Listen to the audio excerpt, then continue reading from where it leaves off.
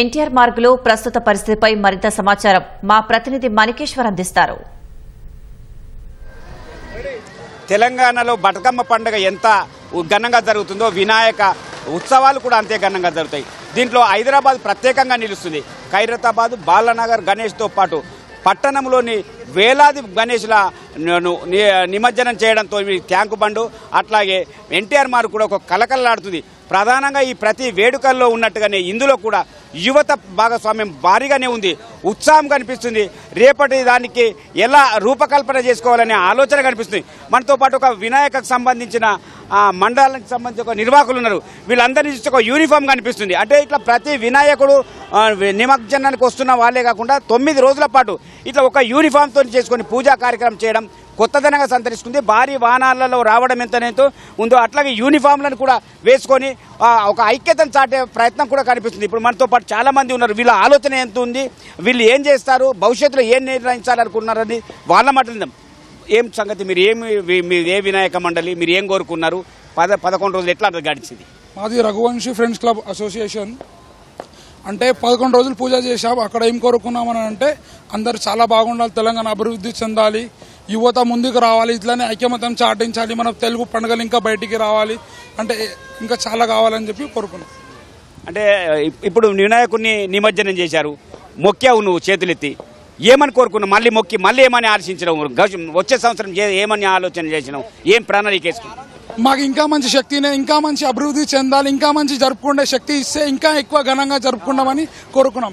ఇంకా రైతులు బాగా పండించాలని, రైతులు బాగుండాలి, జనం అంతా తెలంగాణలో ఎంతమంది ఉన్నారో అందరూ చాలా బాగుండాలని చెప్పి కోరుకున్నాం. నిర్వాహకుడి మాట అంటే వినాయకుడిని నిమజ్జనం చేసేటప్పుడు ఒక మొక్కు కోరుకున్న తెలంగాణ రాష్ట్రంతో పాటు పంటలు బాగా పండాలి, రైతులు బలోపేతం కావాలనే ఆశాభావం ఉన్నట్టుగా చెప్తాను. ఏం తమ్మి, నువ్వు చిన్న పిల్లగాడు ఉన్నావు, ఏం చదువుతున్నావు, నువ్వేం కోరుకున్నావు? నేను 10th క్లాస్ చదువుకుంటున్నా. 10th క్లాస్ పాస్ కావడం కోరుకుంటున్నా. నెక్స్ట్ ఇయర్ 10th పాస్ అయినాక పాలిటెక్నిక్ చేసి మంచిగా జాబ్ కోరుకుంటున్నా. 10వ తరగతి పరీక్షలు బాగా రాయాలని చెప్పి వినాయకుడిని మొక్కున్నావు? మొక్కున్నా. నెక్స్ట్ పాలిటెక్నిక్ చేసి పాస్ అయితే మళ్ళీ ఏం చేద్దామని అనుకున్నావు? ఏమని మొక్కు తీసుకుంటాను? అది ఇంకా చేయలే. అది కాదు, ఇంకా మంచిగా చేస్తాడు గణేశుని ఉత్సవం. రిషికేష్. ఈయన రిషికేష్ అనే విద్యార్థి మాట. ఈయన 10వ తరగతి చదువుతున్నాడు. అంటే ఈ వినాయక సందర్భంగా 10వ తరగతి మంచి మార్కులతో పాస్ అయితే వచ్చే సంవత్సరం మాత్రం మరింత ఆనందంగా పూజలు చేస్తాననే అభిప్రాయం ఆయన నుంచి వ్యక్తమవుతుంది. ఇలా ప్రతి నిర్వాహకుల్లో కాకుండా చాలామంది తెలంగాణ అంటే గణేష్ ఉత్సవాలకే కాదు, నిమజ్జనానికి ప్రత్యేకత ఉంది. పైగా దీన్ని ఒక హైదరాబాద్ నగరంలోనే కాకుండా తెలంగాణ, మహారాష్ట్ర చుట్టుపక్కల జిల్లాల వాసులు కూడా వచ్చి ఇక్కడ సన్నివేశాలు చూడడం ఆనవాయితీగా వస్తుంది. చాలామంది ఒక తన్మయత్వం కనిపిస్తుంది. ఇందులో ఎంతో కొంత నేర్చుకోవాలనే ధ్యాస కూడా ఉంది. సార్ మీరు చెప్పండి సార్, ఎక్కడి నుంచి వచ్చారు, మీరేం చెప్పండి? నేను మహబూబ్ నగర్ డిస్టిక్ నుంచి వచ్చానండి. దాదాపుగా గత 2-3 సంవత్సరాల నుంచి కంటిన్యూగా వస్తూ ఉన్నా.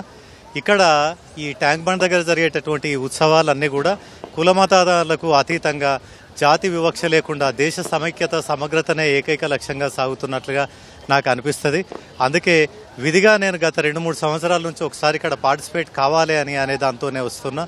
ఈ గణేష్ నిమజ్జనం సందర్భంగా నేనేం కోరుకుంటున్నా అంటే దేశ ప్రజలంతా ఇదే విధంగా ఐకమత్యంతో కులమతాలకు అతీతంగా జాతి సమైక్యతకు తోడ్పాటును అందించాలని, పండగలన్నీ మనల్ని ఏకం చేయాలి తప్ప మనల్ని విడదీయకూడదు, అఖండ భారతావనిగా మనమంతా కలిసి ఉండాలని ఈ సందర్భంగా నేను కోరుకుంటున్నానండి. ఇది ఒక మేధావి ఆలోచన. అంటే ఇట్లా ప్రతి ఒక్కరు నిర్వాహకులు అయితేనేమి, ఇట్లా ఉద్యోగస్తులు అయితేనేమి, లేదు మేధావులు అయితేనేమి కోరుకునే గొప్ప ఆలోచన ఏంటంటే ఐక్యత ఉండాలి, సుభిక్షంగా ఉండాలి, దేశానికి అది ఒక దిక్సూచిగా నిలవాలనే ఆశాభావన రావడం అయితే చాలా సంతోషకరమైన విషయమే. ఇదే విధంగా కూడా ప్రతి పండుగ సుహృద్భావ వాతావరణంలో శాంతియుతంగా సాగాలని మనము కోరుకుందాం. కేఎస్ రావుతో మణి, ఓటు స్టూడియో.